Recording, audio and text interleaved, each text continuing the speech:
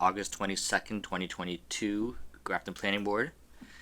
To start the typical announcements we are doing for remote.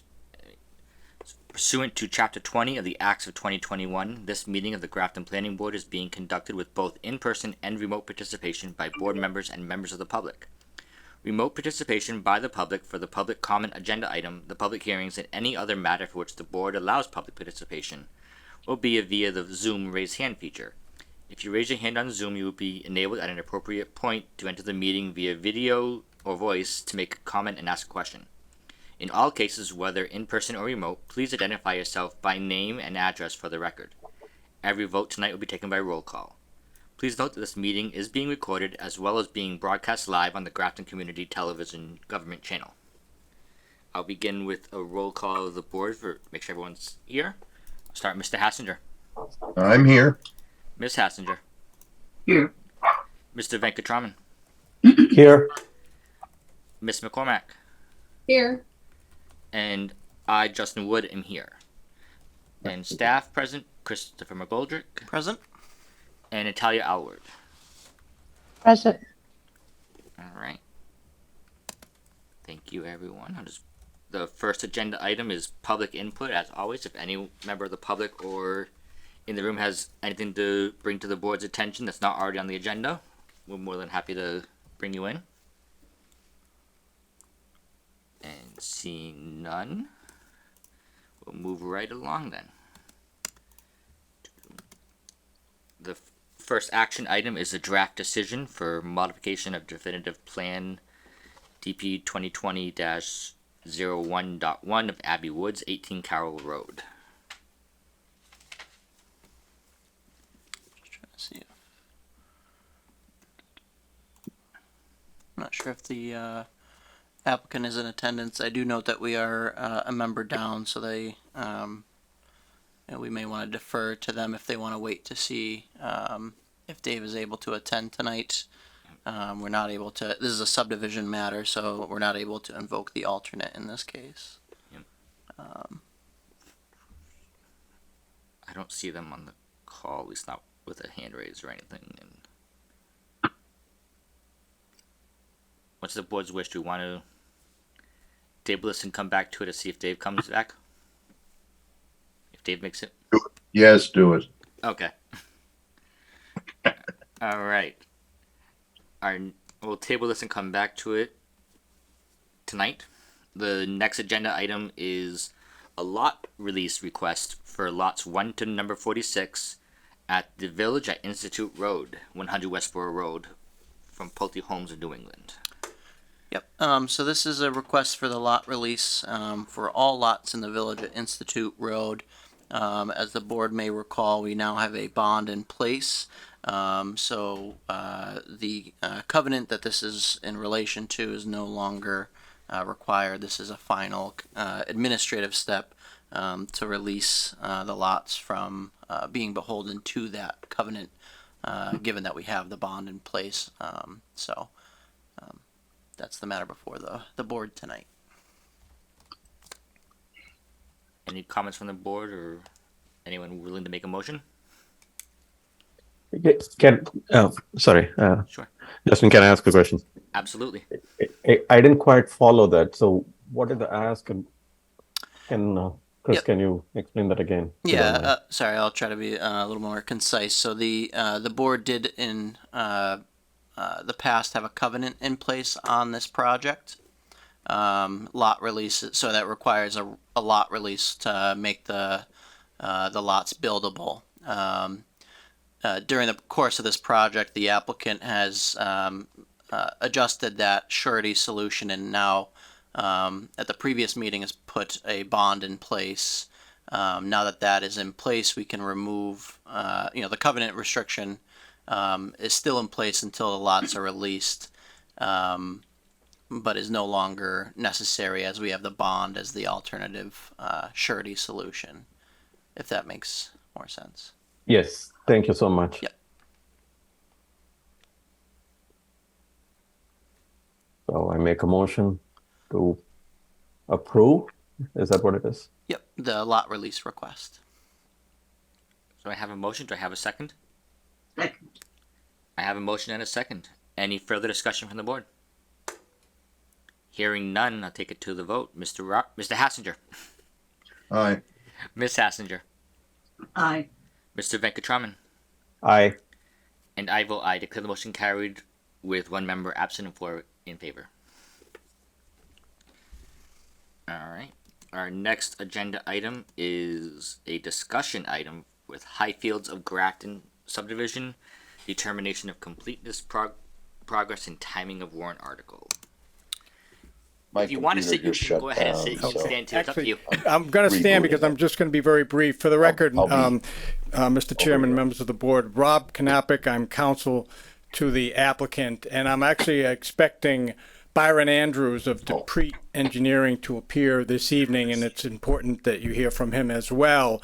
So I would ask your indulgence to pass over or postpone this matter until he appears. If he doesn't, then I'll certainly speak to it. He But is on that's- our Zoom call. Chris is bringing him in now. Okay. All right. So, very good. Thank you.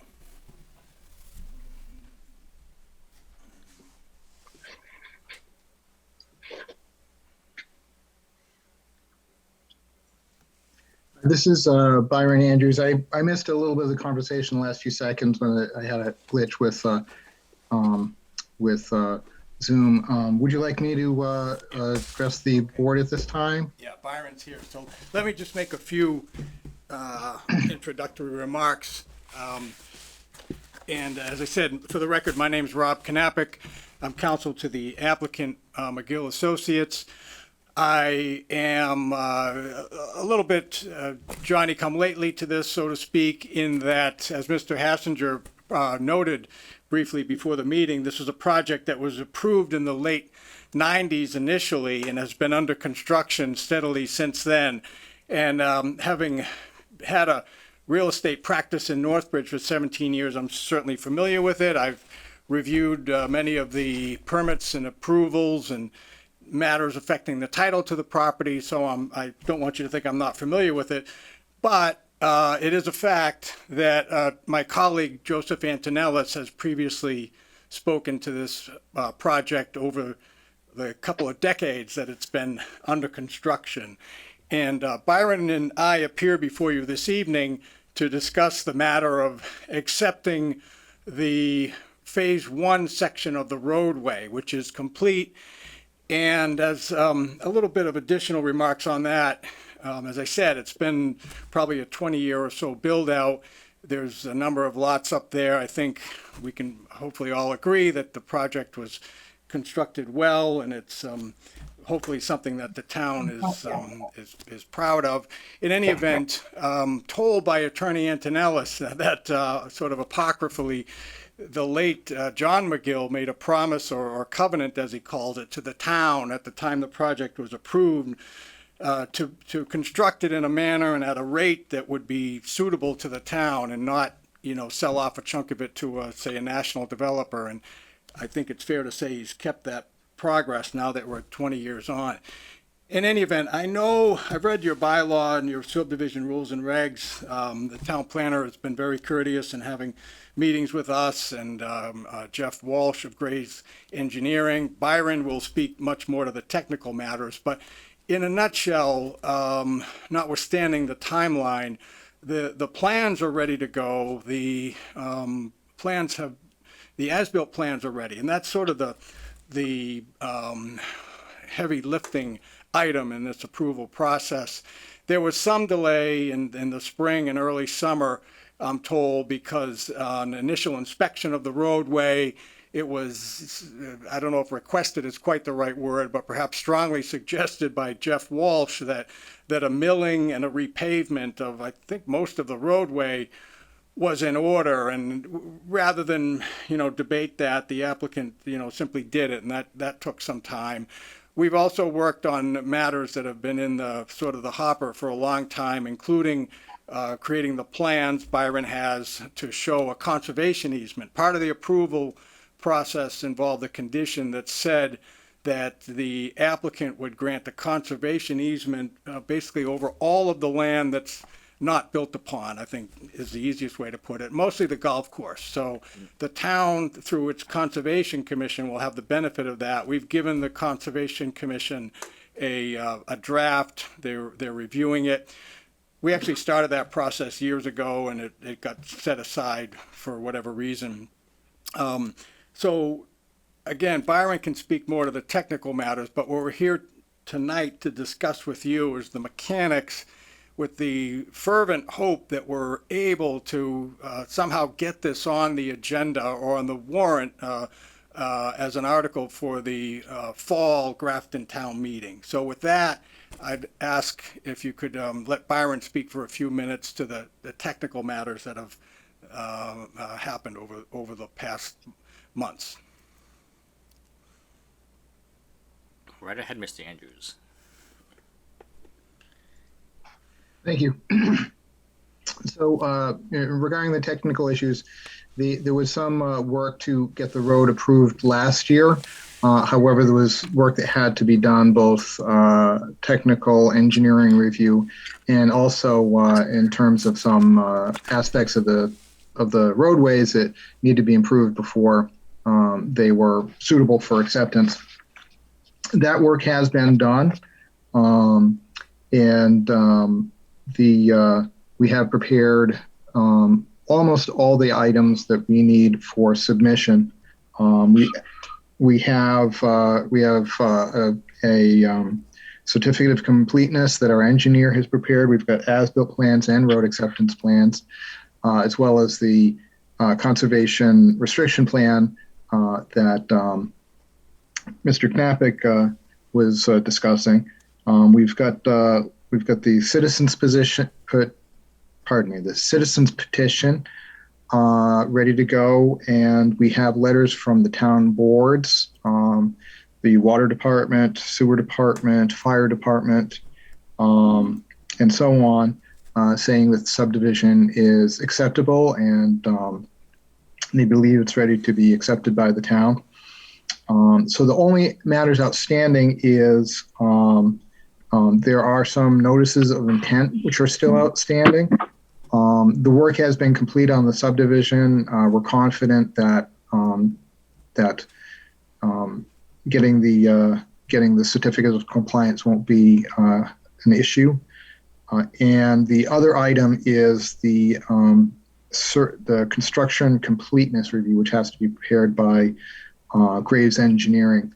All that needs to be done for that is a meeting on site with the interested parties. So it's just those two things outstanding. Other than that, we have everything ready to submit. I actually have it with me right here in my kitchen.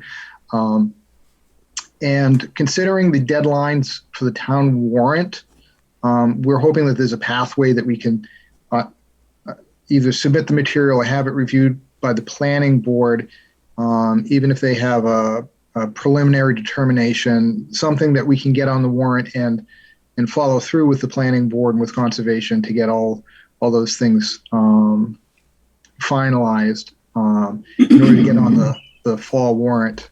The issue, of course, is the wintertime and plowing. Our client has been plowing for many years, and he's hoping that the road can be accepted this year. And so we're just here before the board to see if there's a way that we can kind of have some things occur concurrently rather than in series.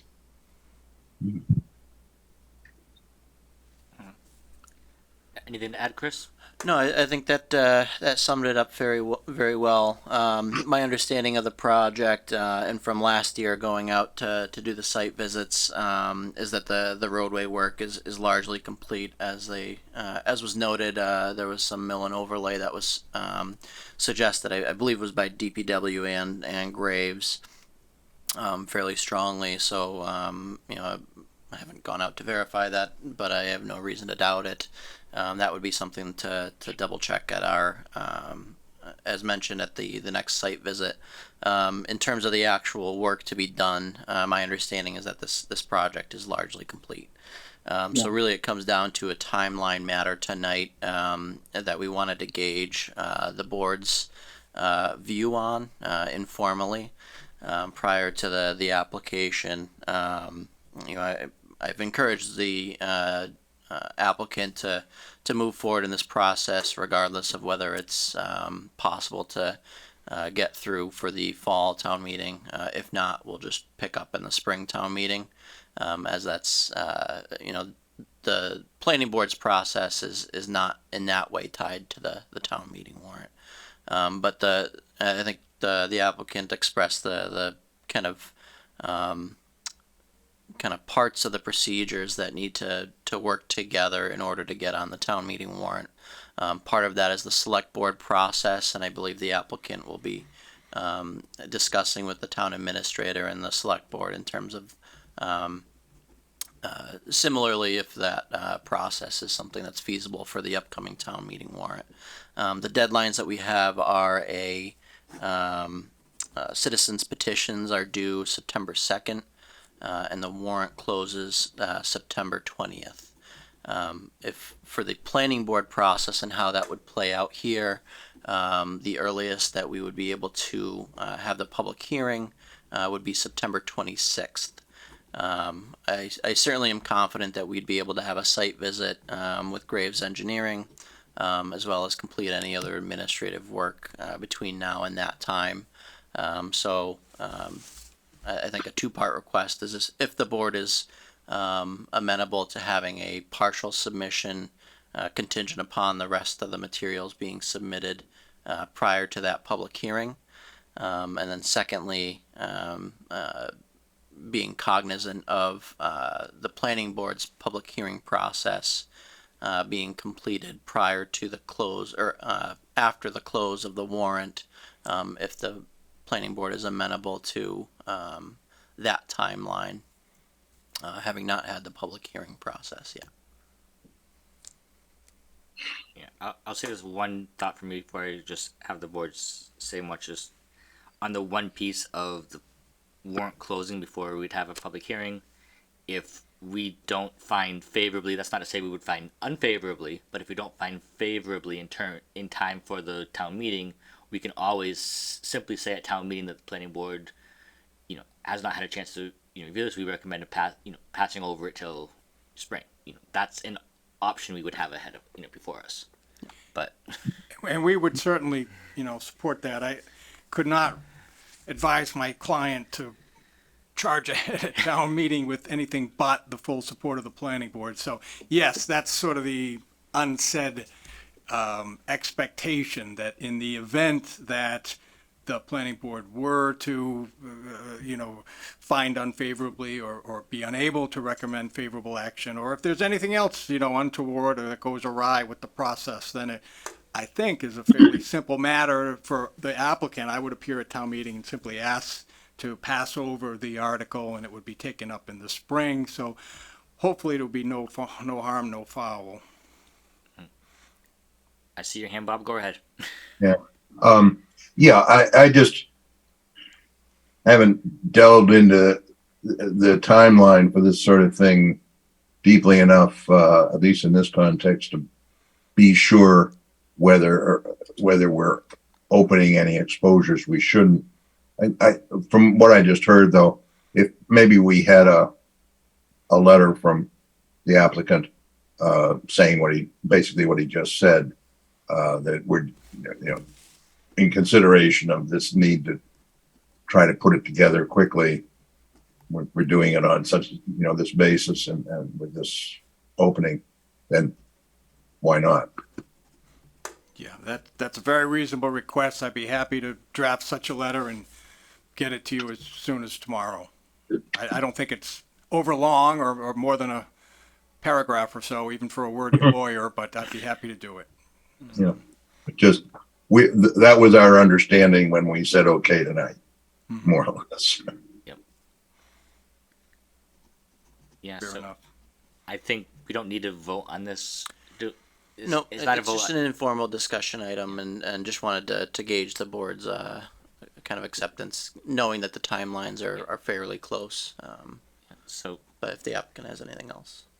yeah, and hearing no other comments or concerns, it seems like the board is amenable to the proposal, basically having the filing be in without all the needed things, but expecting it to be in place for our public hearing and starting to get the ball rolling so we can advertise and get a public hearing on record and everything.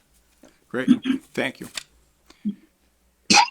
Yeah, and so we would just need those materials by August 31st is the deadline. So Okay. All right, very good. We appreciate your latitude, and we look forward to continuing the process. All right. Thank you so much. Have a good night, folks. You too. Thank you.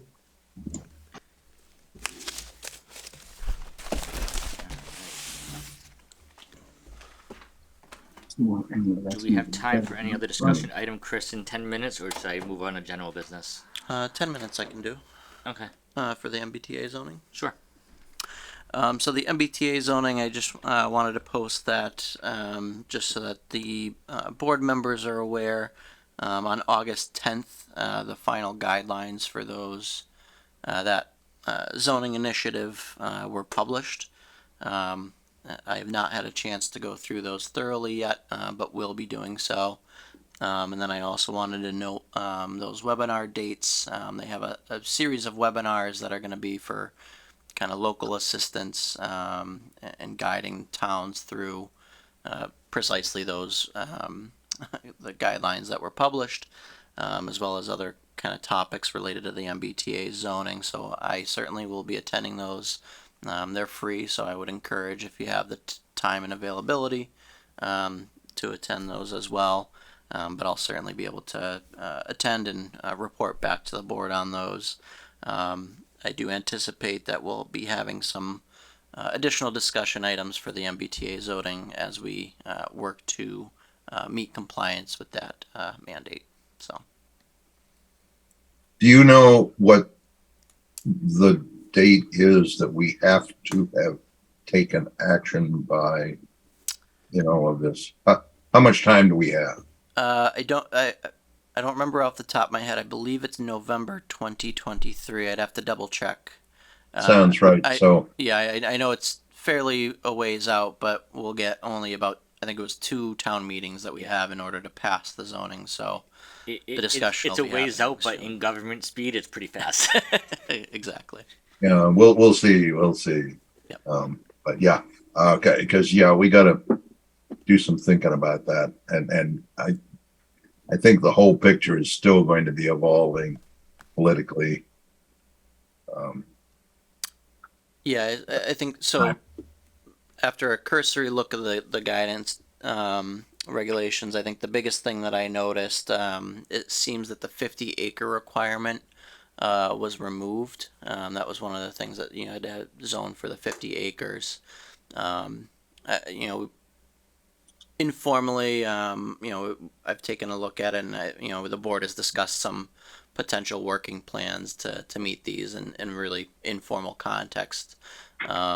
I think the next steps will be to work to bring those to a more working and discussion status, and I expect that'll probably in the next couple months.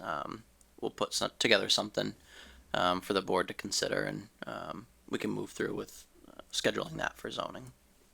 Yeah, I think it'd be good if the public has an ongoing opportunity to follow along with this and provide input as we go along, and not just show up at town meeting a year from now. Oh, what's this? Absolutely, yes. Or no, you should have gone the other way. Whatever. Okay. We got 5 more minutes. What do we look at? 5 more minutes. Let me just do a quick Master plan? Master plan, yes. Hold on. Let me just pull up my email. Yeah, so the CMRPC is moving ahead with the data collection phase for that, and has been updating a lot of the graphs and charts and data that we had in the previous plan. They're trying to time it so it's working in tandem with the rollout of the 2020 census data. So as that data has been coming out kind of piecemeal, so they're trying to kind of schedule it along with that so that we can work with the most recently available data. But obviously, that's a little bit challenging with the rollout and when you're trying to Yeah. update something that exists. But I know that they're working very diligently on that. They didn't have much in the way of an actionable update for us, but I'm hoping to continue to work with them on that update, and once we have some more for the board to discuss, we'll certainly bring that before you. All right. I think the warrant articles scheduling would take more than 4 minutes. It Probably. might. Probably, yeah. So Yeah, we should leave some room for discussion there, I Yep. think. bills.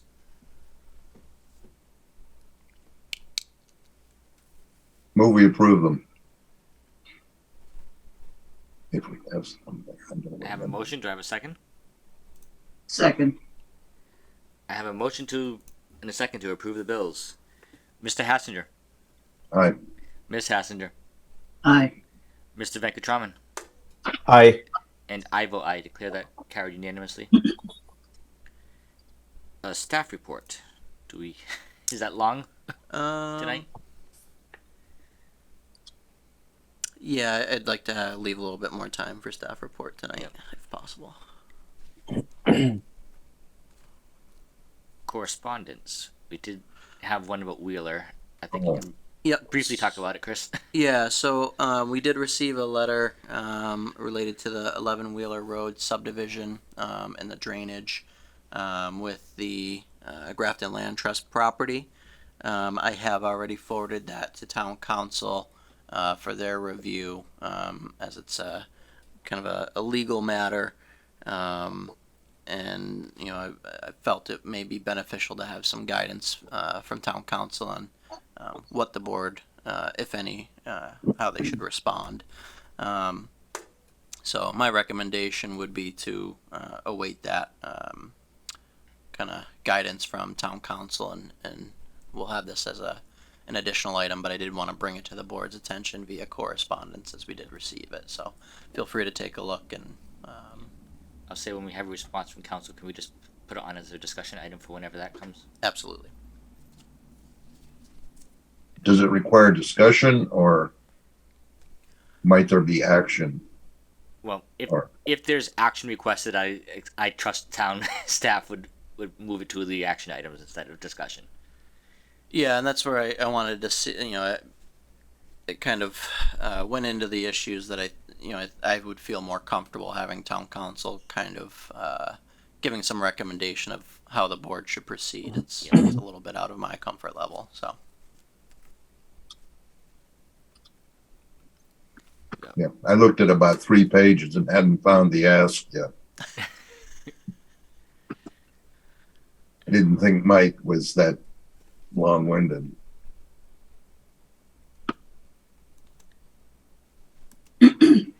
Right.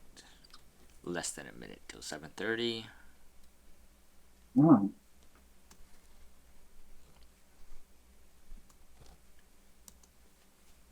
Anyone want to dispense with representative reports from town committees and CMRPC? I have one thing. I mentioned that I was trying to draw on CMRPC folks for any ideas or information regarding situations like the Holden Farm problem. And I got some helpful response, which I passed on to, I believe I had Chris on it, and I also passed it on to the town administrator, who seems to be in the middle of it. And, I think the bottom line is that the solution, the only real solution, beyond a few weeks right now, is a zoning one, which will involve us and be interesting. You can study up on spot zoning.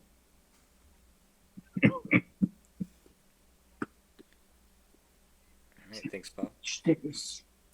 That takes us up to 7:30. And now It's 7:30, Yes. 7:31. Oh, come on. All right. So our first public hearing of the night is a request for modification of a site plan approval at 308 Providence Road. Ton Cahill and Amy Finch for Factory Cat Incorporated as the applicant owner. It's a new public hearing, and with the clerk missing, I'll just read the notice for make it simple. So pursuant to sections 1.3.3 of the Town of Grafton zoning bylaw, the planning board will hold a public hearing on Monday, August 22nd, 2022, commencing at 7:30 p.m.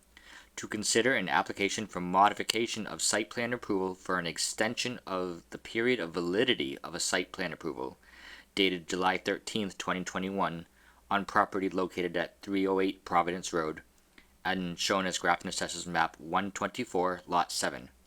Said property is located in a village and neighborhood mixed-use VMU zoning district. The applicant owners are Todd Cahill and Amy Kinch, Factory Cat Inc. A copy of the application plan is available for public inspection at the planning department during regular business hours or on the Town of Grafton website at www.grafton-ma.gov on the Planning Department Development Projects webpage. Thank you. I'm not sure if, I'm looking in the attendees and I'm not sure if the applicant is in there, but I'll do my best to kind of summarize the ask tonight for them. So the application tonight, the board may recall this project was a site plan special permit approval that was granted for a essentially a mixed use development. This was an artist studio style project where they would have some living space as well as essentially what is a somewhat of a machine shop for creating metal sculptures and other art pieces and installations, which was a fairly unique project in my mind for the area and a great use of what is the that kind of artist studio space. So the request for tonight is that the deadline to complete, or sorry, to start the construction has since passed. The application did come in before that time, and the request is to extend that. I believe it was for a year. Just double check.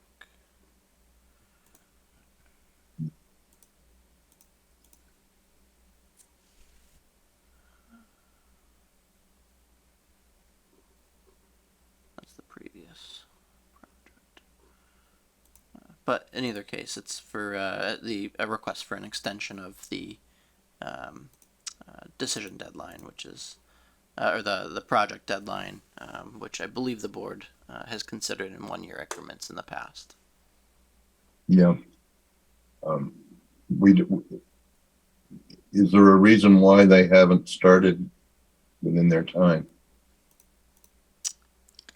There, on their application package, they do briefly state request a modification delay in fulfilling requirements for building permit application for 3.2.3.1, number 15 mixed use building res and commercial use is allowed in VMU. That's word No, for no, word what they wrote. but why? That's not what they're, I'm not asking what they're asking. I'm asking why they didn't make the deadline for it in starting.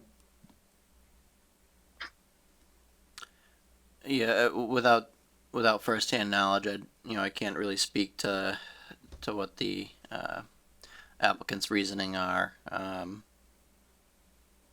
other than from that language of it may have been a delay in getting the building permit. It was kind of retrofitting an older structure, so there may have been challenges there. But again, I don't have any firsthand knowledge of the situation.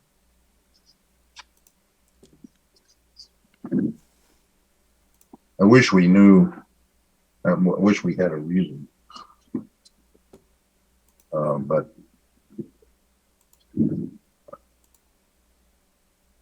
happy to close the hearing when we've all heard all the input. Have we heard all the input? I think we heard all the input we're going to hear. unless someone raises their hand on Zoom. We would still have to open to the public. Yes. If any members of the public have anything to say, I'd be happy to bring you into the meeting to make a comment or question or concern. There aren't a whole lot of public there. I'll move to close the hearing and direct staff to prepare a draft decision. I have a motion. Do I have a second? Second. All right. I have a motion and a second to close the public hearing and direct staff to draft decision. Mr. Hassinger, Aye. Ms. Hassinger, Aye. Mr. Venkatraman, Aye. and I vote aye. Declare the motion carried unanimously. All right. Our next public hearing is continued from August 8th.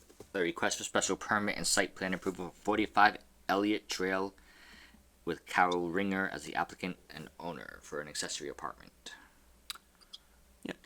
So the items remaining before the board for this, actually, I'll introduce the applicant. I'll bring her in. Was the board was looking for a final determination in terms of the fire access, which was why the hearing was continued to or was kept open. I've since discussed with the building inspector, and I think is reflected from the building inspector and fire in the additional materials provided that there's they agree with the board's discussion previously that is a building code issue to be handled at a later date, and that they are satisfied for the board's process. I do have a draft decision that was produced and is before the board tonight as well for consideration. Does any member of the board have any further comment on this?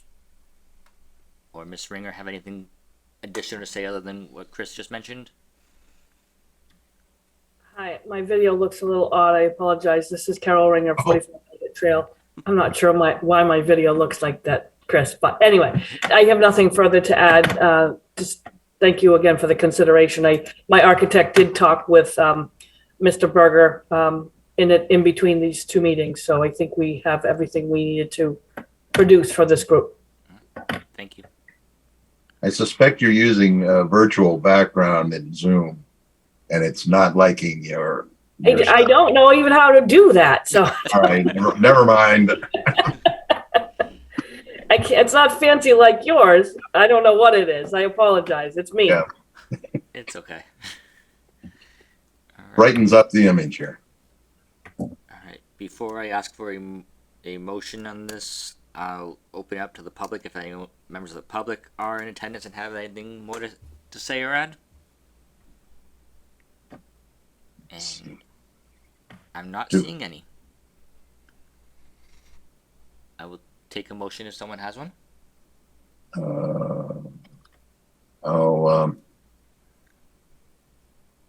I'll move that we close the hearing and we have a draft decision. Yep. All right, and so close the hearing. Second. All right. I have a motion and a second. Any further discussion from the board? Hearing none. Mr. Hassinger, Aye. Ms. Hassinger, Aye. Mr. Venkatraman, Aye. and I vote aye. I declare the hearing closed, carried unanimously. Now we have a decision before us, a draft decision before us. Any comments or motion to be had on this? Let's see. Can I just say we approve the draft decision with affirmative, with positive findings as needed?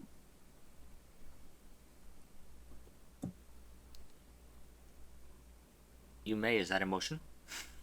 Yes. So I have a motion. Do I have a second? I got a Second. All right. Any further discussion from the board? Hearing none. Mr. Hassinger, Aye. Ms. Hassinger, Aye. Mr. Venkatraman, Aye. and I vote aye. I declare the motion carried unanimously, and we'll get this decision out to you after staff just does the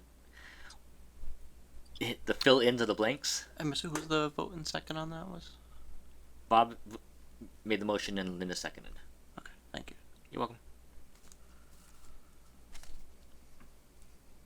So, Ms. Rainey, you'll hear from staff within the next day or two, I believe, and you'll be able to take your next steps on this.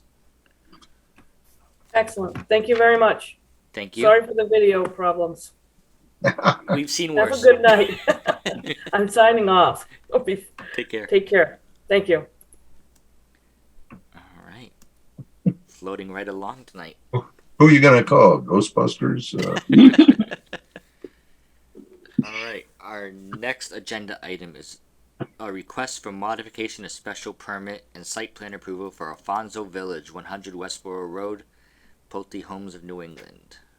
That is also continued from August 8th. Yep. So this, we do have a draft decision before you tonight. Also, the applicant is on. Let me just add them. 1 second.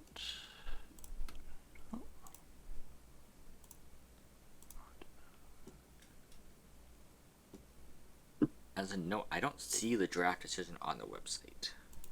I know you emailed it to us, but Oh, yep. I apologize. That didn't get posted. Let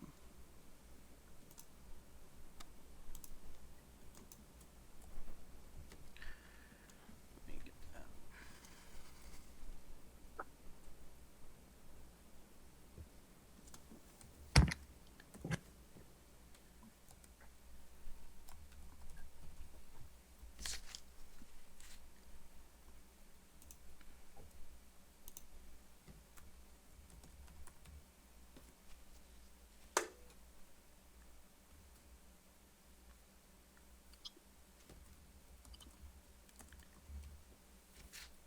I don't see it on the website.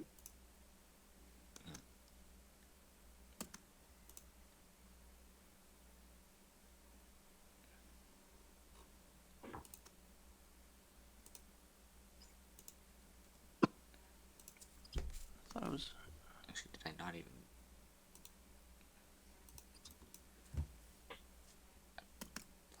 I thought I saw it in my email, but now I'm not now I'm not seeing it.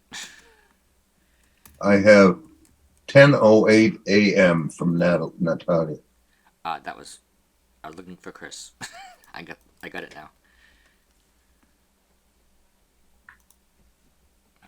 Actually, from Natalia was not the decision. That was traffic report. Yeah, she includes two, the traffic updated traffic report and the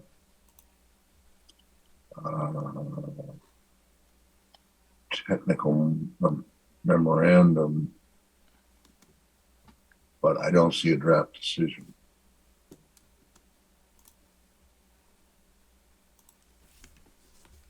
I'm confused. I do see your hand, Natalia. You can go ahead. There is no draft decision. There was a report from Graves that came in Friday after work, and there was some last minute things, traffic report from Essex today. There is no draft decision that I know of prepared. We were still receiving stuff. Okay, that makes more sense and that's more of my memory, but I was just trying to figure things out. Yeah, I apologize. I thought I had done a draft decision, but Yeah, I thought I saw it. I'm not seeing it. Well, Anyway, how long ago would it have been, Chris? Same as the other. It would have been on Friday that I sent, but I'm not seeing it in my emails. So Friday was There is none in the folders, so I'm assuming there never was one. There's nothing in the folder. all right. So my email's been a little funny, but I don't see anything. Oops, wait a minute, that's the wrong month. Friday was the 19th. Draft decision. Elliott Trail. Draft decision. Abbey Woods. Just Yeah, so yeah, I must not have prepared. I thought I had, but I apologize. But we do have the public hearing open tonight.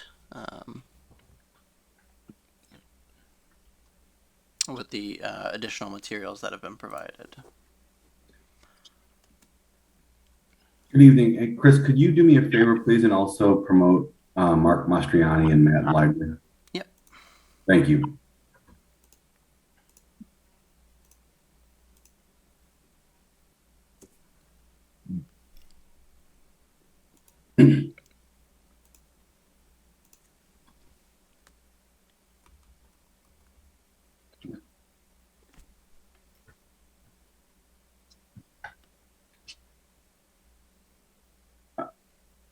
All right, is the floor mine, Chris, or are you? Go ahead. Yeah. Yep. If you. Yeah. Okay, sorry. Thank you. I wasn't sure. So again, thank you to the members of the board, Chris.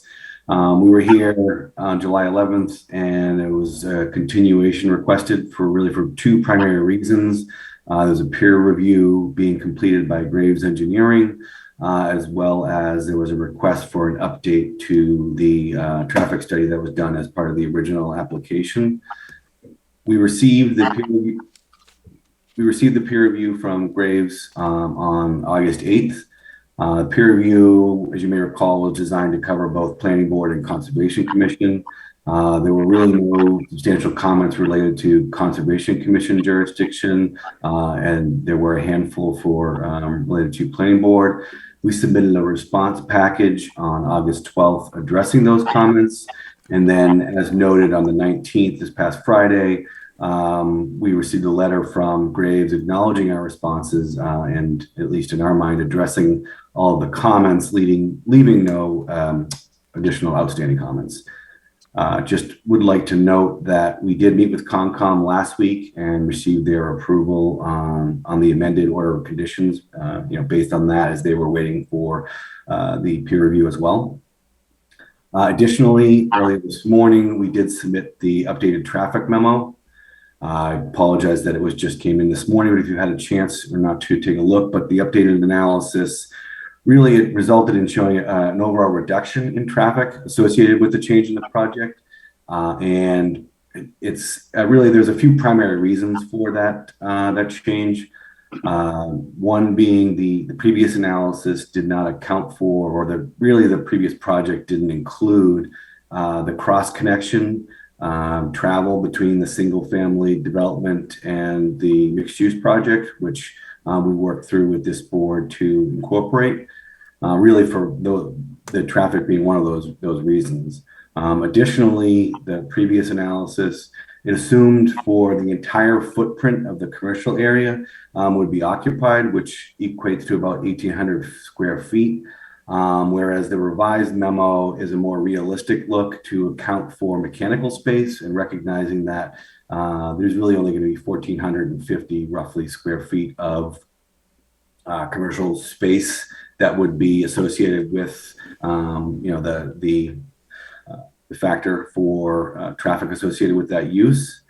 Additionally, the previous analysis assumed a slightly different mix in uses between the retail and office space.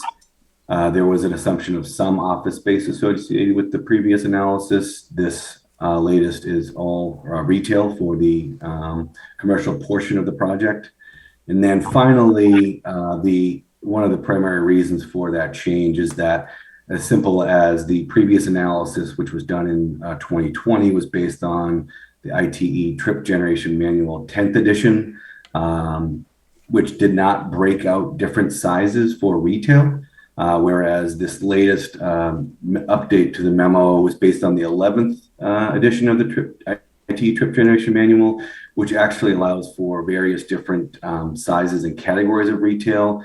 Specifically for this project, it breaks out for retail under 40,000 square feet, as opposed to where the previous was based on a shopping center traffic use. So those four primary adjustments resulted in what really ended up being a reduction in the trips per the analysis.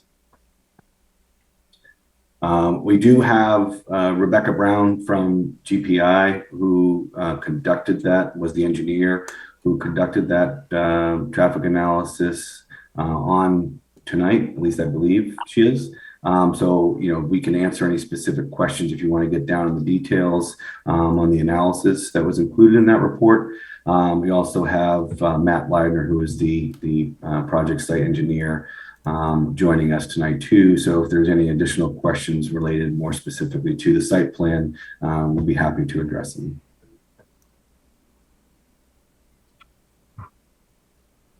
Chris, have we already reached out to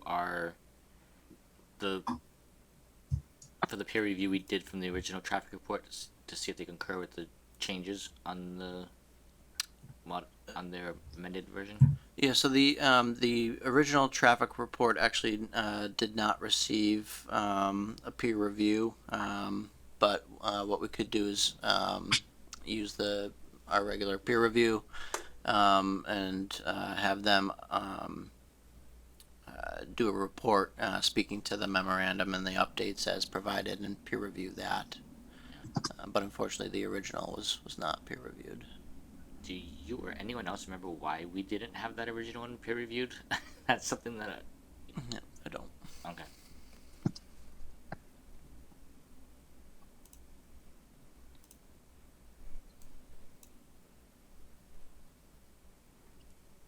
Any comments, questions, concerns, additional thoughts from the board?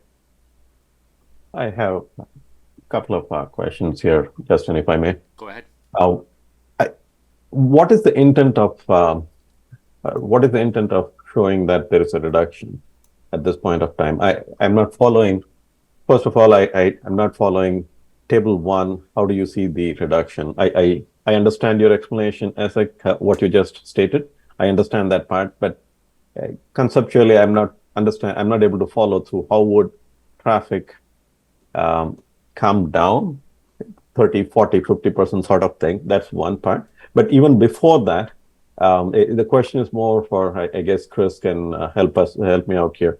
What is the intent of this update? What does it do for the town? Or what are we supposed to even look into this, read this and understand from here? So, Prabhu, sorry, maybe I apologize. I think I glossed over the initial part of that. So, because our modification requested to add 32 units to the project, the board requested that we put together a memo, an updated traffic study associated with that increase in units. So when I was mentioning that there was actually a reduction, that was related to the previous project. So the previous project, which had 105 units plus the commercial retail mix, compared to this latest version with 137 units with this the commercial or the retail mix, the latest memo shows a reduction compared to the original project application traffic analysis. Okay, so summarize for myself as I summarize, we added 30 plus units, but still we are seeing a average, I'm not saying exact numbers, average of about 40% reduction. These are actual traffic studies, or are these projected based on ITE guidelines? I thought you said guidelines, updated ITE guidelines, right? So it's a combination, and really at this point, Chris, if you could promote Rebecca, I'd like to have her speak to it because it was her analysis, and I don't want to speak for her.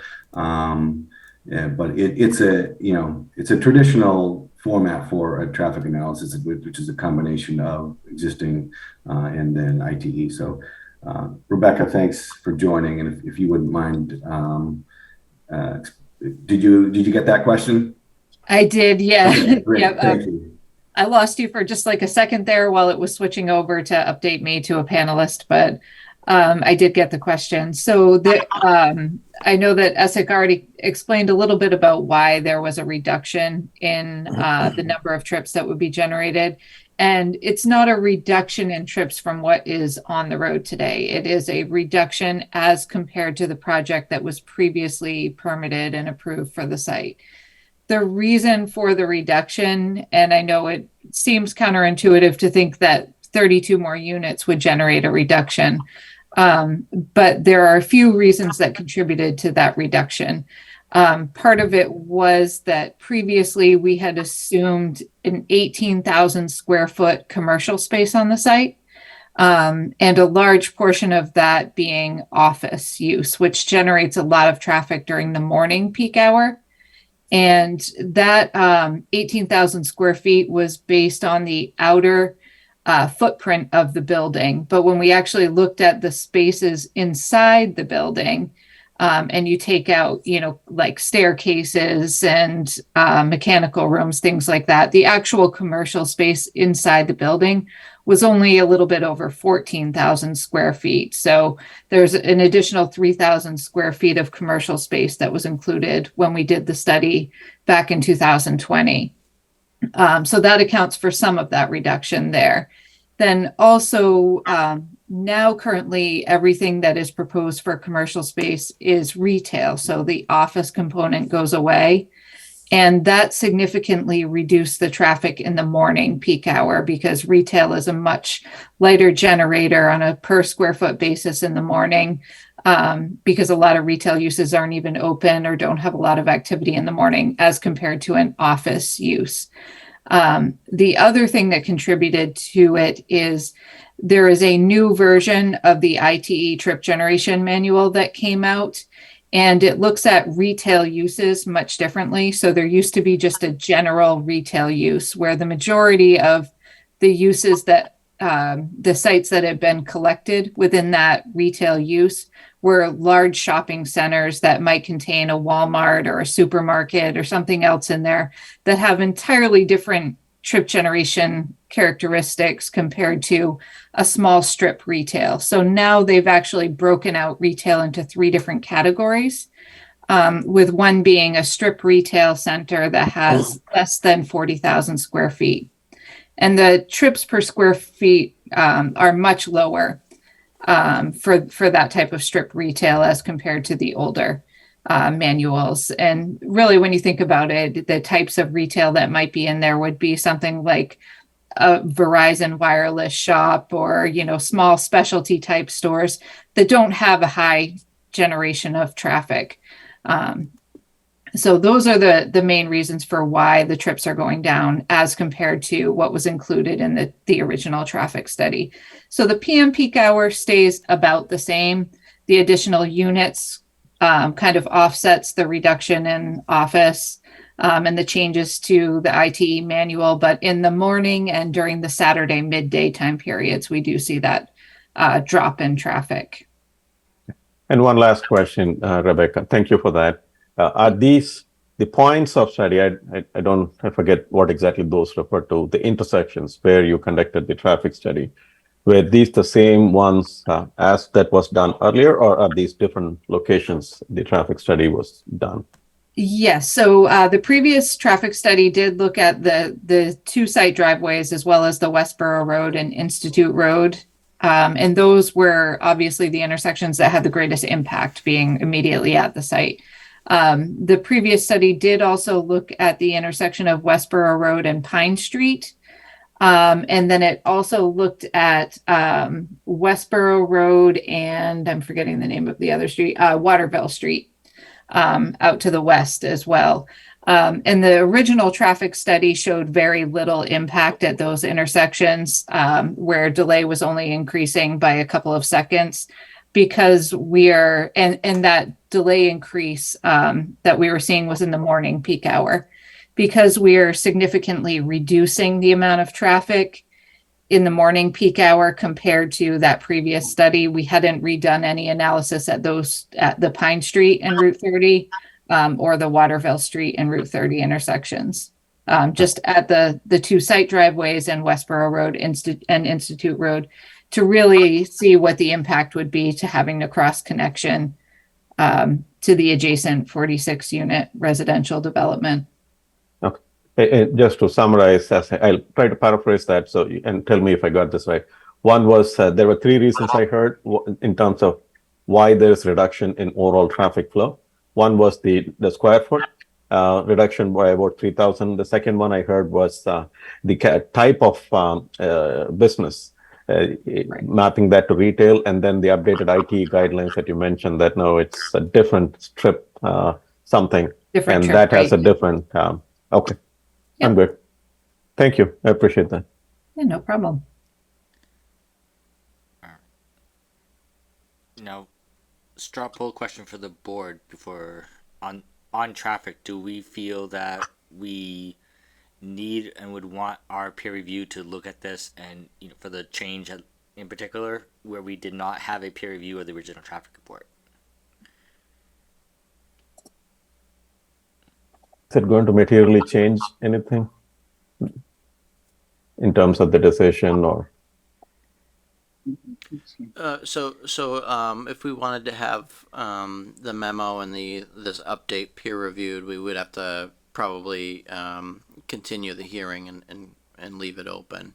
If the board finds that this is an adjustment to the traffic study that warrants a peer review.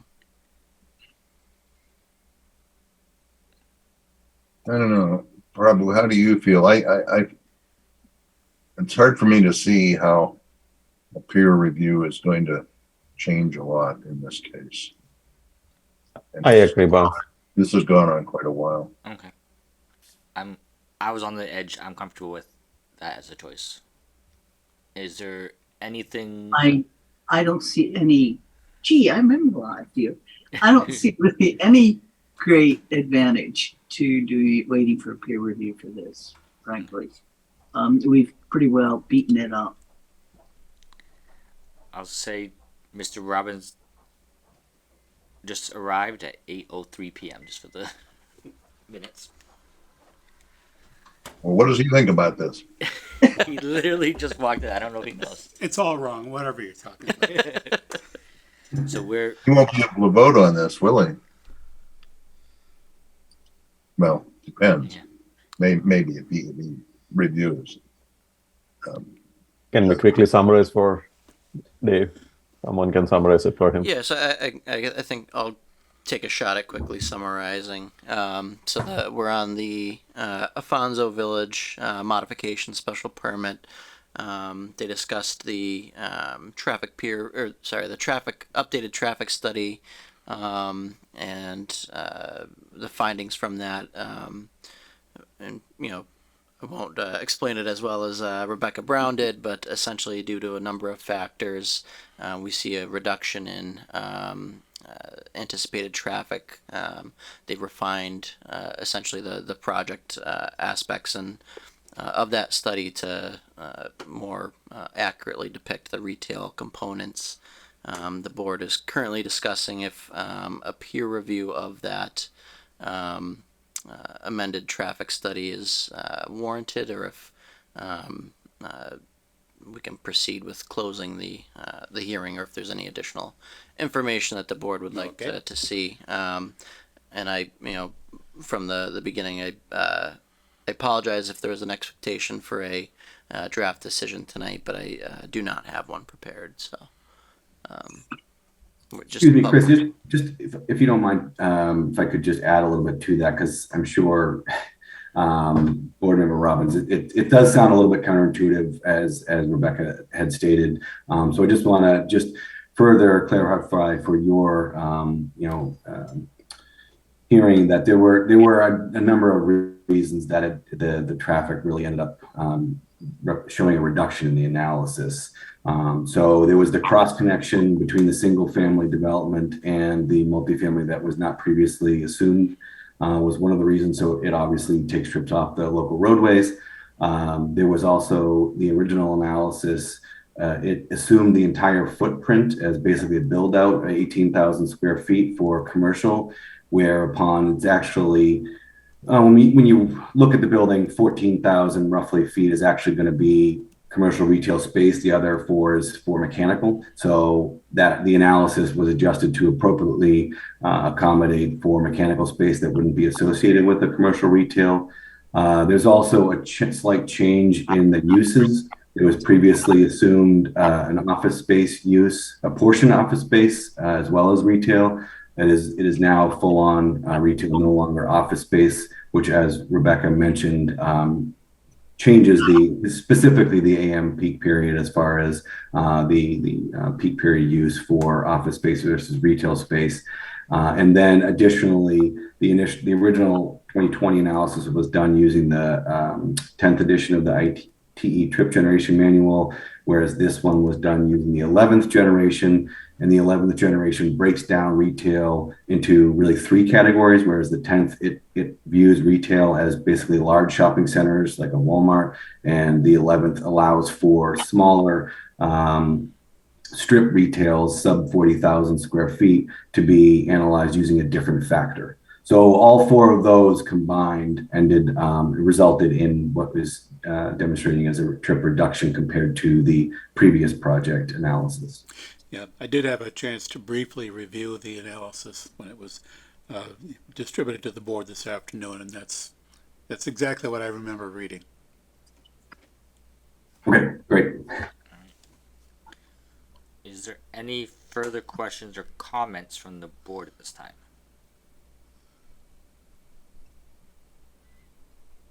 Any from members of the public that may be on the call? I'm not seeing any. Oh, I do see. I move we close the hearing. 1 second, Bob. There's a hand up and. Yep. That- Hand just came up. Oh, okay.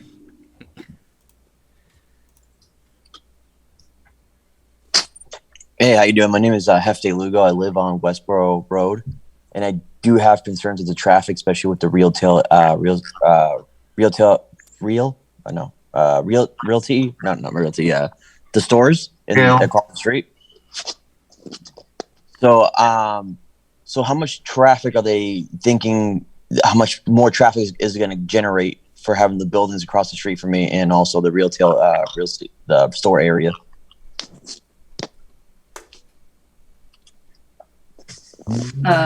Yeah, I can answer that question. So the retail portion of the site, it was already previously approved. The only change is for the residential increase.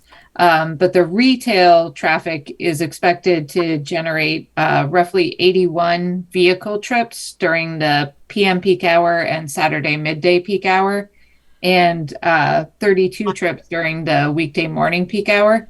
And a vehicle trip represents either one car going in or one car coming out. So every car that goes to the site is generating 2 trips, one when they enter, one when they leave. So essentially it's 40 new cars in an hour coming to the site. And in the morning, roughly 15 new cars coming to the site during that hour. And just as a reminder, the board did approve this project some time ago. And what's changed is a slight, I think, if I understand correctly, a slight net reduction in the traffic generated by the revised plan.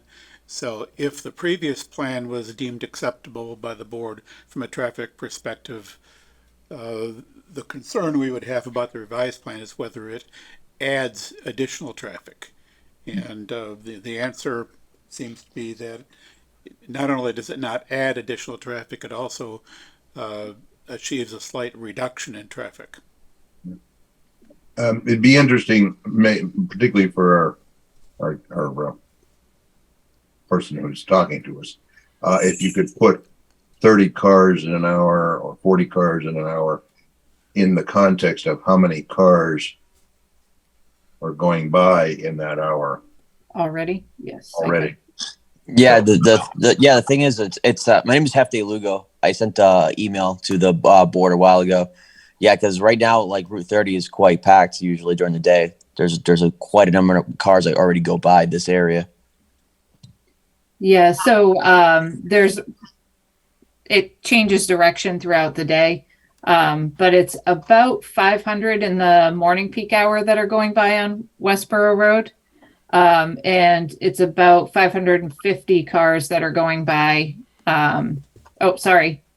650 cars during the PM peak hour that are going by on the road. And so you're comparing an increase of what, 30, 40 in those hours? Yes. Yep. But that we already made a decision based on numbers that were at least that much impact. So I don't know how I don't know how a lower number can change our decision very much. Rebecca, correct me if I'm wrong, but I believe that increase also includes just residual growth to the 2027, not just associated with our project. Is that right?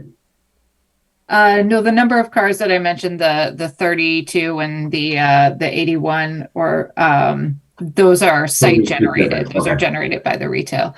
Although with it being a retail use, a lot of those cars are already on the road, passing by, going to other destinations that may stop in to the site on their way, to work or home from work, for example.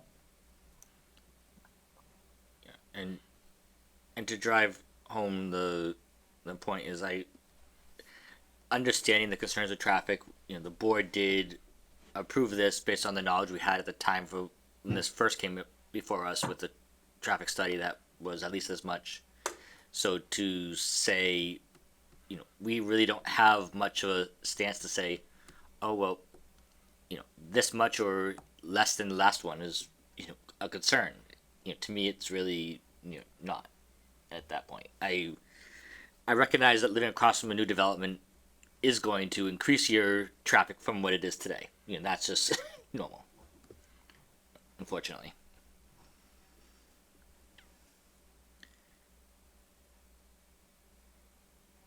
Anything? Or are you talking to me?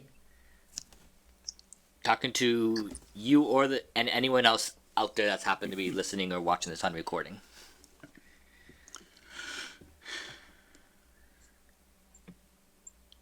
Do you have anything more you'd like to mention, Hefty? No, not really. That's I sent everything on the email over, but it was before I moved here. I'm a new resident here in town. That's why. No, I welcome your input and I appreciate your time. Is there anything more from the board or any other members of the public, or anything that Pulte or Fonzo's team wants to mention or say or feel they need?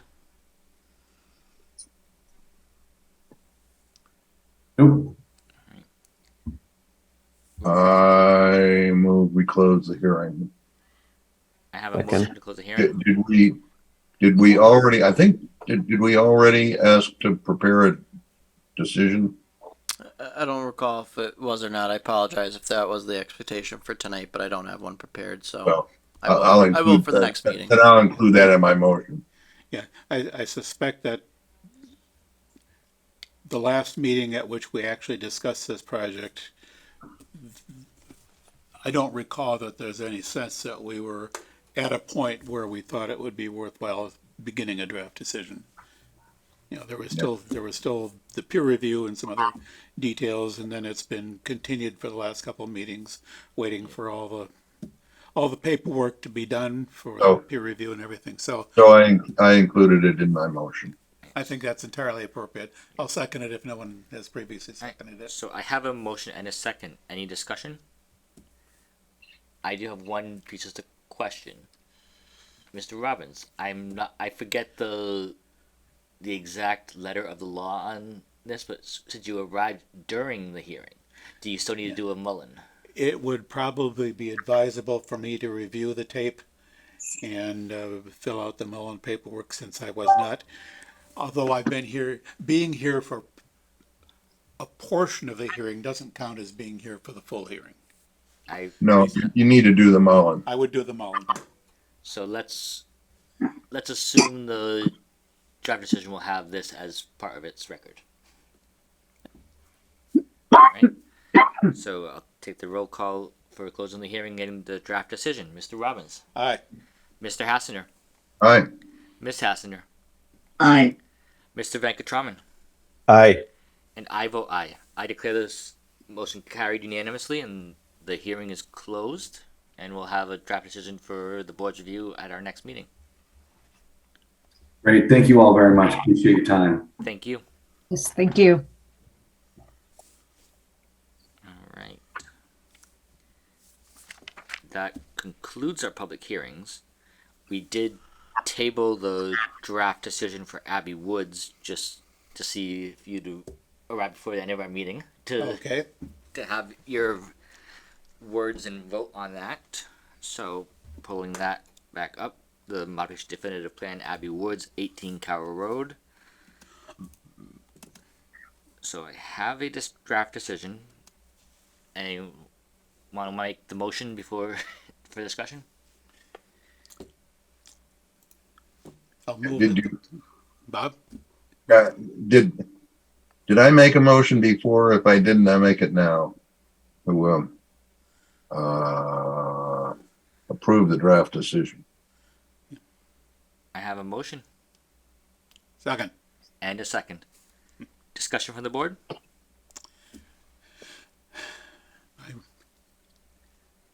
Reviewed the decision and I don't have any comments or questions or complaints about it. It's particularly straightforward as we've discussed ad infinitum on this topic. Yeah. It's literally just moving some lot lines. All right, I'll take the vote. Mr. Robbins, Aye. Mr. Hassinger, Aye. Miss Hassinger, Aye. Mr. Venkatraman, Aye. and I vote aye. Declare the motion carried unanimously, and we'll get this draft decision, well, this decision out. Yep. In the near future. All right. So circling back to what's on our agenda, we covered majority of the discussion items. And our next one is the town meeting warrant articles and scheduling. Yep. So for the town meeting warrant articles, I did distribute the draft warrants for the board to consider. Actually, I could probably mention this now instead of in the staff report. In terms of the parking for the around the common, I did meet with the Historic District Commission. They were generally supportive. One comment that came up in discussion in the presentation to them that I felt was really pertinent to the process was they expressed a potential concern for uses that would generate a need for parking, and if this removes any protections in terms of that. What I would note is that we are also, when we look at the town meeting warrant articles together, another proposal is for allowing the mixed use in the neighborhood business and commercial business districts. So that would potentially allow for more residential use, which is a parking contributor in this district. So that may be something that the board wants to consider in terms of this proposed amendment. I'm not sure if it's a detriment or not, and that it was more just something that they were thinking the board may want to consider in terms of ensuring that we are adequately parked there. But when they mentioned a use that would have a stronger parking requirement, was there any examples given? Is that what they were thinking? No, but that's where I gave the in discussion with them, I had mentioned that that's a valid concern, and that I think a residential use, if you had a residential use going into an existing building, that could potentially require additional parking for this area. I'm somewhat of the belief that if if a business or a use is going to need additional parking, they won't choose somewhere that doesn't have that. This amendment wouldn't preclude the paving of additional parking in the area to meet that need. Yeah. But I think it's certainly something to consider, and that was not that we may want to look at between now and the public hearing for these. So do they feel that this language that you added about new construction or new uses, new structures or uses, address that concern? Yeah, I don't want to speak for their commission, but the impression I got was they were, generally supportive of the language as drafted. Okay. I would say we can put this one forward in that case. If the other one that you mentioned ends up being a better answer or a conflicting situation, we can always pass over this, but we can get this one into the process. Yeah, I think, yeah, we can give some further thought to, possible adverse impacts of exempting the historic district from the usual parking requirements. But, yeah, Well, yeah. I'm mostly looking at, I think it's the next item on the list. I think that's what Chris was talking about as possibly interacting with this. Yeah, so it's kind of it's looking in tandem for me. Well, I phrased it that way. I think the concern that was raised, and maybe concern is too strong of a language, but was in terms of by exempting the existing structures and uses from all parking and any new uses from parking requirements in that district, if a use that was going to generate a large parking demand, having no requirements for parking removes the protection and may be not as beneficial to the area given the existing parking or lack thereof in that district. So the key issue there, such as it may be, is how likely is it that a new use within the historic district could generate such additional parking demand as to become a problem? Correct. Sure. Something to think Someone might buy one Grafton Common and turn it into housing. Yeah, right. It's happened, I don't think they will. but that would or there are a couple other buildings around the common that could be turned from a business or a commercial use Library. into a housing use. Not likely, but someone asked what. If nothing else, it's kind of a hypothetical what if. Yeah, well, I'm not too worried about it. The only thing I'd be worried about is if anybody decided to take away existing parking. And I'm not sure what that would do, but you never know. But I think I just move that we put this one forward. Yep. Okay. Did somebody else sing? Yes. I move the question.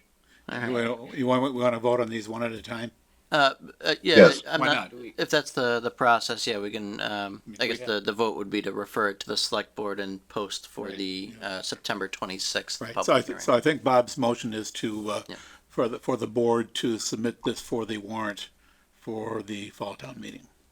Right. And I think there was a second. There was a second. I heard a second. Do I need to move the question? I have a motion and a second. We haven't eaten yet. Well, let's take our time then. All right. A motion and a second. So, Mr. Robbins, Aye. Mr. Hassinger, Aye. Ms. Hassinger, Aye. Mr. Venkatraman, Aye. and I vote aye.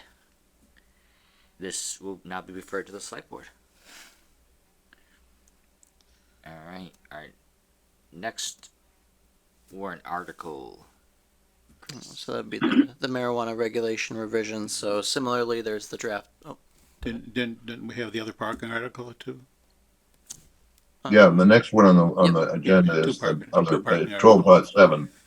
yep. So Might as well get them all, right? yes. Let me just pull it up real quick.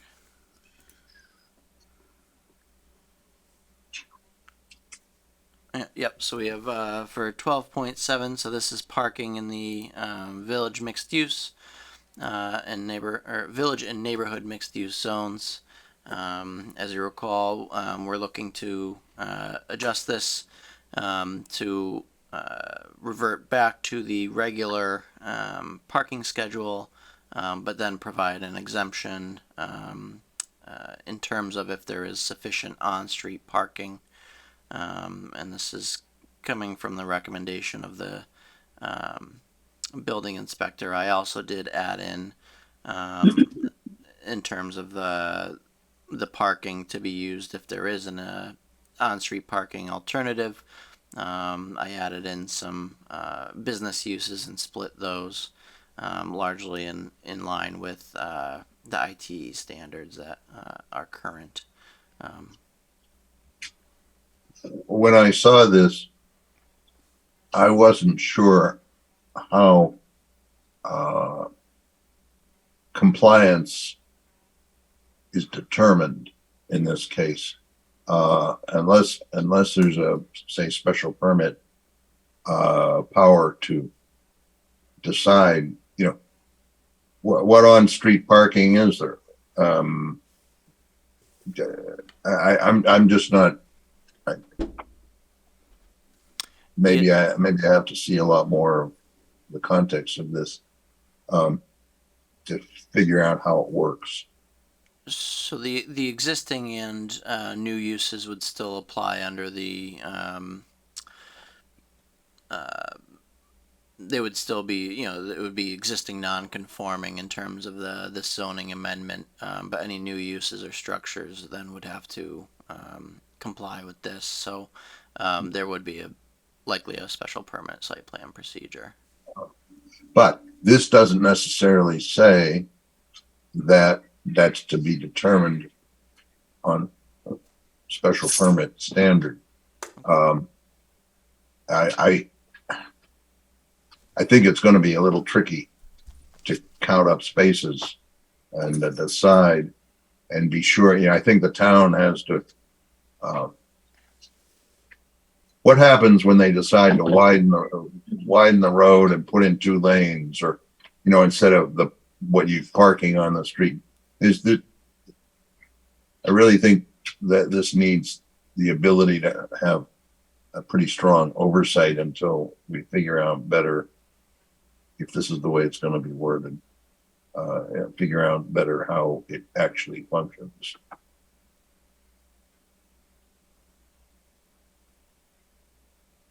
Anybody else? Yes. Awfully quiet around here. So this amendment was in terms of the building inspector and fire department found that the existing 12.7.6 parking schedule was not conducive to visitor parking and was not the projects that we are seeing through this zoning are not adequately parked in their opinion. So this is reverting the parking counts back to our base parking schedule under regular zoning to address that issue. Well, I'm pretty confused. I wonder if we need to think this through a bit more. Cool question, Chris. I could be misremembering, but I don't recall Mr. Berger saying words on street parking with that. I do remember him saying visitor parking. I do remember him, you know, talking about that. But I, you know, and the idea of shared parking like in the historic district. But I don't remember an explicit call out for like on street parking outside of our designated district of shared parking. Am I misremembering, or did he add that after our meeting and discussion with you? Or I believe it was discussion in the meeting. I can certainly circle back with him, but you know, the question was in terms of going back to the regular parking standards that do, are more robust. It requires additional parking per units rather than the VMU, which is more urban parking. But he did express that that in terms of if there's on-street parking, that would be the consideration for the board to allow for reduced parking standards under this regulation. That's what I tried to capture with the language. If you circle back, do we still have a chance to make it for this town meeting? No, we will not. Because they close the warrant when? September 20th. Yeah. And we're gonna have. But we need to post for the public hearing. If we post, We need to have the public hearing before town meeting. Correct. We don't have to have it before it's put on the. In fact, we can't until it's put on the warrant. Well, a hearing is not required until it's on the warrant. So the September 26th is the next available meeting for public hearings if we posted.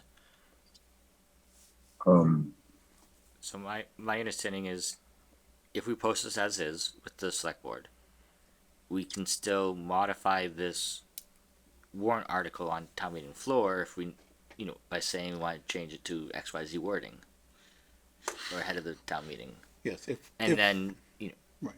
and then if we are not satisfied as a board with the warrant after our public hearings, we could recommend at town meeting to pass it over. Town meeting can overrule us and do it anyway, but at that point, Yeah.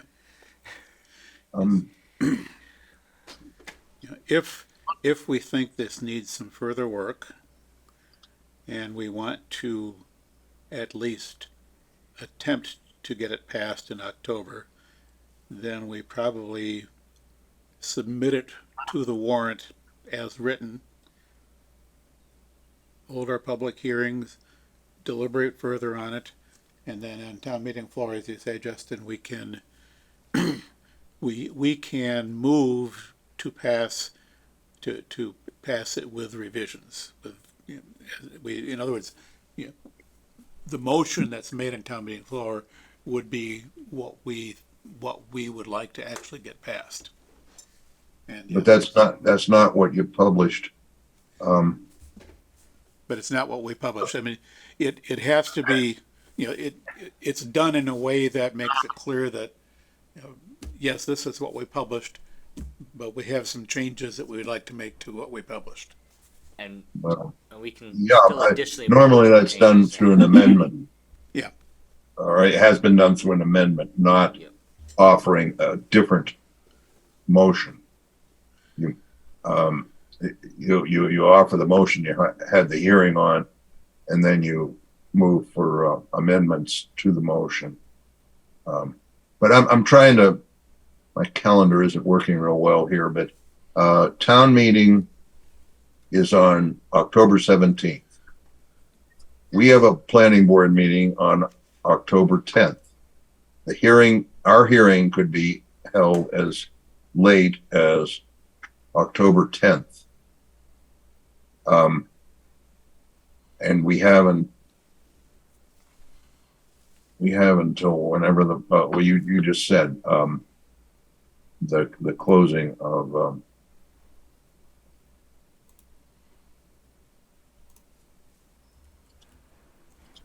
some reason, I can't make that window scroll. I can't easily do this.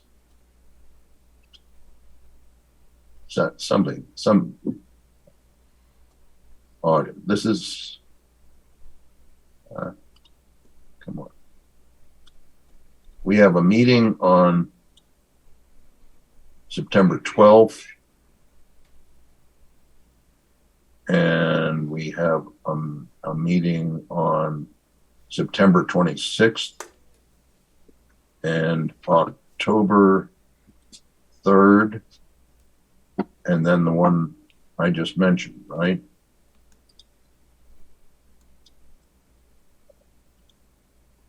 October 3rd. So We have a meeting on the 10th. So we could easily submit. We have one meeting before the warrant closes. True. So the only thing is that, I mean, I guess it does say, I just looked back up the Form 7 requirements, in terms of the 21 days before, the town meeting. So that can be exempted if the planning board submits a report with recommendations to town meeting. But absent that report, 21 days are required to elapse before, town meeting can vote on the proposed amendments. But yes, we do. We can have the October 7th or October 10th or the September 26th meeting. As I said before, the 21 days is a maximum, not a minimum. Minimum. We have to have our report available to the town meeting. If we don't have our report available to town meeting, and it's been more than 21 days, then town meeting can proceed without it. Correct. More than 21 days since we had our hearing. If we have our hearing within the 21 days before town meeting, and we don't submit a report, the article doesn't get considered, actually. Correct. Yeah, that's what I was trying to clarify. So my point is that there are, I think that there are dates and opportunities here to think about it and consider at our next meeting putting the article through.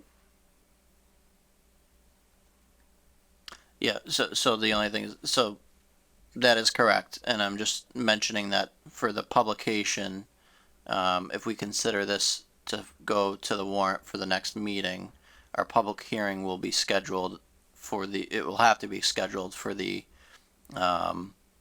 October 10th meeting, and in order for town meeting to act on it at the October 17th, we'll be required to submit a report with recommendations to satisfy that requirement. That's what I'm just clarifying. I'll say for at least my perspective, I would be happier having the public hearing in September, especially if we're going to do multiple public hearings for the warrant articles on the same day. It's just a little bit more understandable for the public from my perspective, as well as it gives us an opportunity to go, if a member of the public or even us in discussion come up with a question or concern that we want to talk with council or the building inspector, zoning enforcement officer, so to speak, we have an opportunity to continue that public hearing before the town meeting and still have an opportunity to revisit and discuss further before we make a final statement that we're ready to bring the town meeting on it. A minor consideration is that the Finance Committee is likely to be holding their public hearings on the warrant articles the week of the 26th.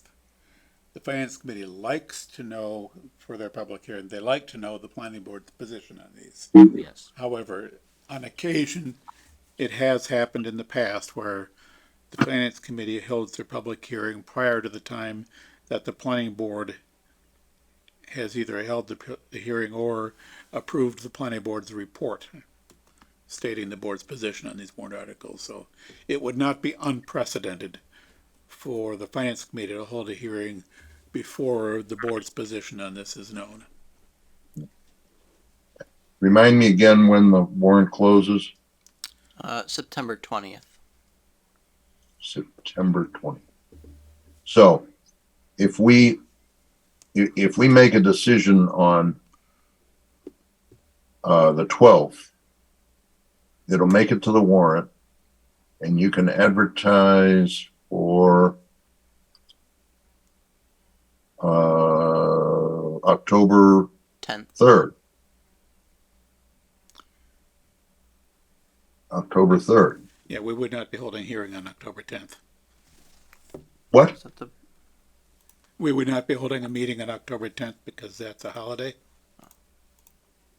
Well, my schedule says that we're scheduled for a meeting, but it is Columbus Day. Oh, wait a minute. Columbus Day doesn't exist anymore. It is Indigenous Peoples' Day now. Someone better tell my calendar. But okay, yeah. No, we would meet on the 3rd.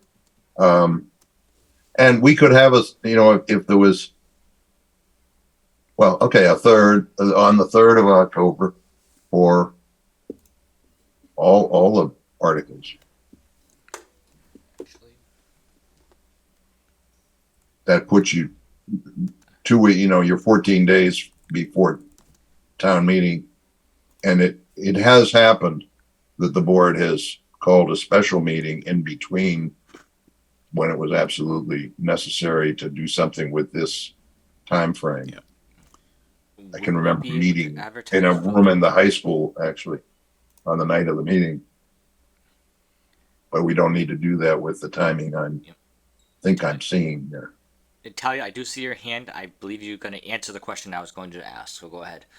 Our meetings are scheduled for October 3rd and the 24th. Right. We don't have a meeting on the 10th. Thank you. Well,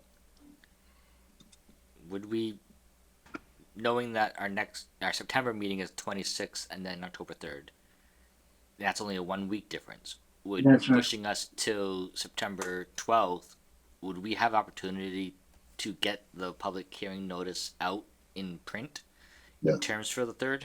It would need to be provided by September 7th would be the last date. That's what my concern Whoa. is there. why? In terms of publishing in the newspaper, The the deadline for new materials, application materials. deadline for the newspaper. Yes. It should be the 28th, the 21st. It should be around the 15th. Let me see. September.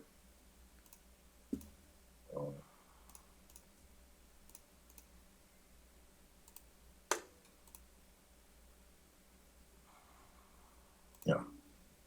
Has to be in. Go ahead and tell you might have the quick answer.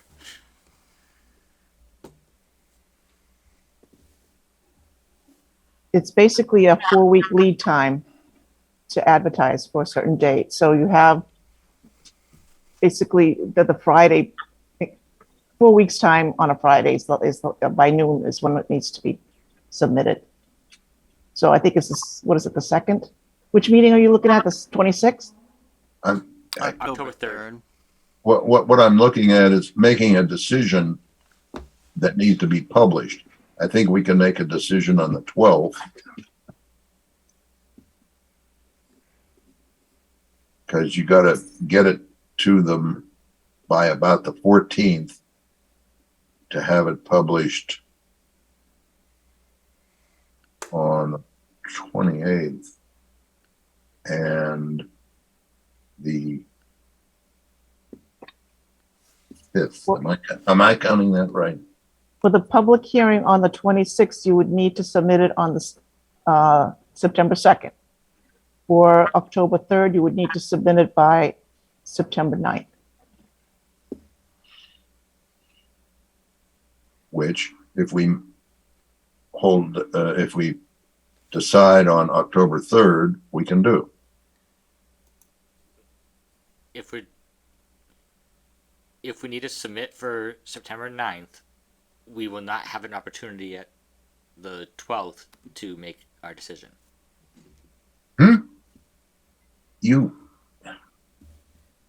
So if we're no, I'm looking at the wrong. This calendar. Yeah, but I need a different calendar.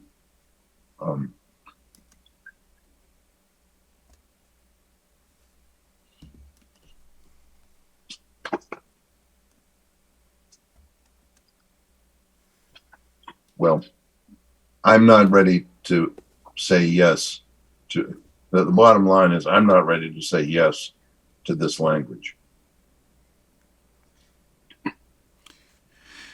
All things considered, we might end up deciding that we don't really have enough time to get this into good enough shape for a vote in October at town meeting.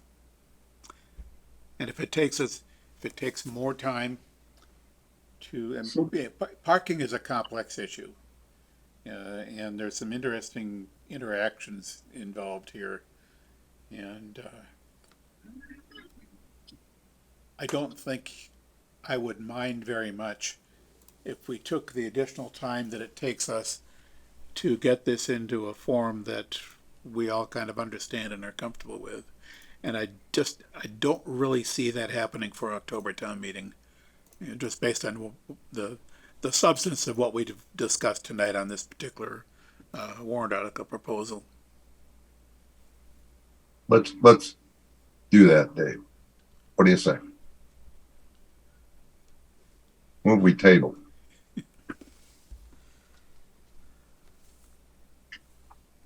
I move to table. Okay. Second. And just a comment. So that we can move forward. Yeah. For future reference on this particular thing, we haven't talked about this because we were focused on the other part of it, but the latter part of this proposal is to identify specific business uses and parking requirements. I would point out that if I read the use table correctly, drive-through restaurant is prohibited in the VMU.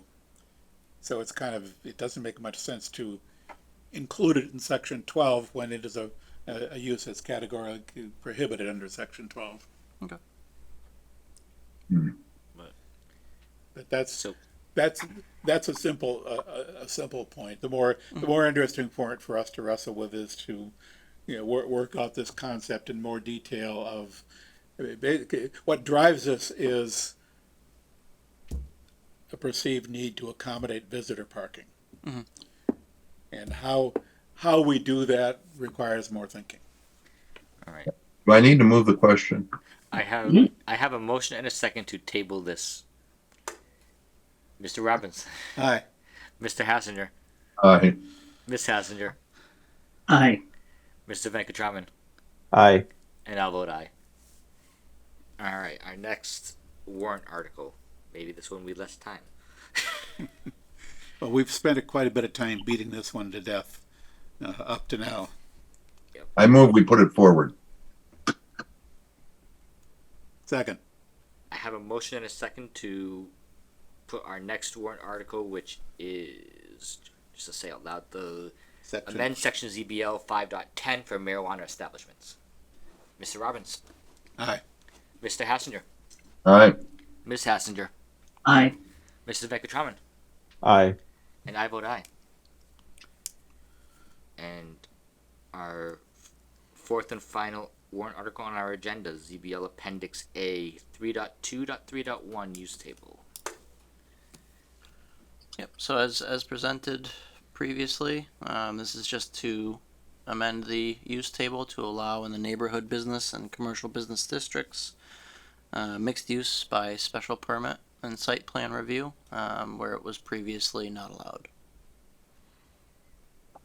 Yes, my only comment on this is that the entry in the use table should read S as opposed to SP.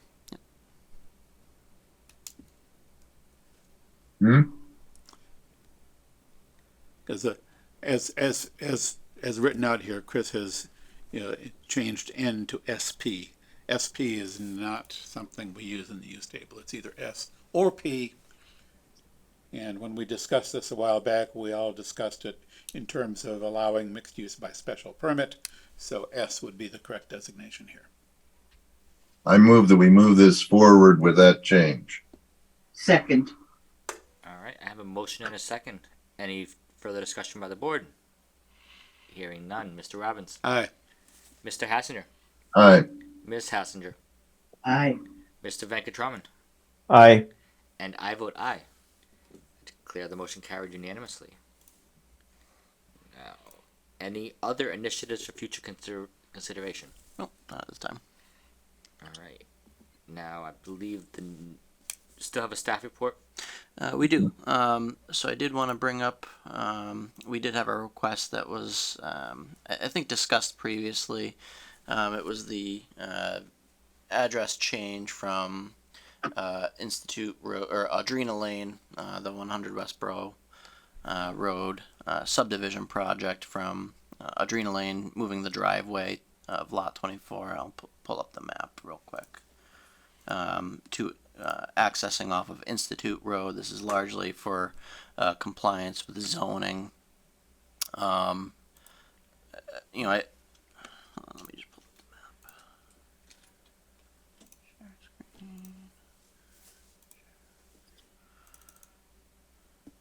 map.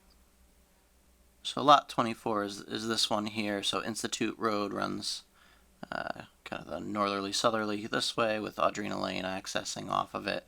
That'll be in the phase 1 construction. Lot 24 previously, as shown on the endorsed plans, had the driveway accessing off of Audrina Lane. The request was to modify the access and have it access off of Institute Road. This is entirely in order to meet compliance in terms of frontage, and making this the front lot line and with the setbacks in order to have that. So that's the request to do that. Addresses, in my opinion, are largely the jurisdiction of emergency services, fire and police, as well as the assessors, but the assessor did ask me to provide a memo just indicating that that's what the request is coming from. So I just wanted to include that as a note so that you're aware of that change in terms of this project, and that I'll be issuing that memo. I think that this falls pretty squarely as a minor field change and not really the purview of the planning board. But if you feel otherwise, please let me know. I'm happy to bring it to the board. I'm not sure where the driveway exits is an issue. That doesn't define the address, does it? No, I think again the address is going to be the purview of the assessor, and but the request was for the driveway, and so in order to meet zoning, I'll indicate that that's acceptable. The specific driveway accesses on these are largely conceptual, anyways. So yeah, I don't particularly like the idea of more driveways onto Institute Road. We're going to have traffic there, but you don't need a vote on that, do you? No. All right. Anything more on staff report? Nope. We already did, I think, everything else on the agenda. This reports with planning board representatives and CRPC. Did you have anything, Dave? I know for planning board representatives and CRPC. Yeah, I am the planning board representative on the Open Space and Recreation Committee, but there's nothing to report at this time from that committee. Okay. Anything else which may lawfully come before the board? I had one quick update regarding the EDC participation. So I got the invite, Chris. Thank you for that. And I also spoke with Jonathan. So starting next meeting, I should be able to join the EDC discussions, and I'll keep this board posted of any updates. Thank you. Good. Yep, I move we adjourn. Second. I have a motion and a second to adjourn. This is non-debatable. Mr. Robbins. Aye. Mr. Hassinger. Aye. Miss Hassinger. No. Mr. Venkatraman. Aye. And I vote aye. I declare the motion carried 4 in favor, 1 against. We're adjourned.